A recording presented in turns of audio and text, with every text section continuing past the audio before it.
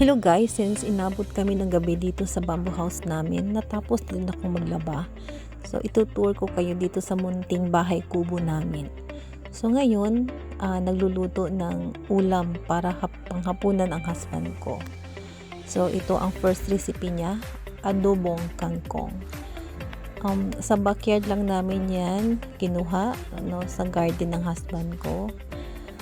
Fresh talaga yan. Bagong kuha lang yan. And then we also have paksiw na isda, galonggong na isda. Yan ang ulam namin ngayong gabi. So yan, munting bahay kubo namin. So ito yung munting sala namin. So may dalawang room lang ito guys. So ito yung part ng sala namin. Diyan na rin yung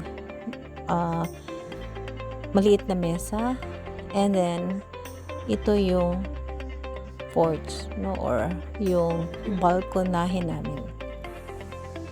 So since malamig dito sa balkonahe, so dito kami maghahapunan.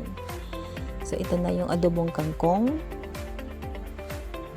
and magsiserve na rin maya-maya ang mga kasamahan, mga anak ko, and then pamangkin namin. So ito na, kain tayo guys. Magandang gabi. Thank you for watching sa tour ng bahay kubo namin. Bye.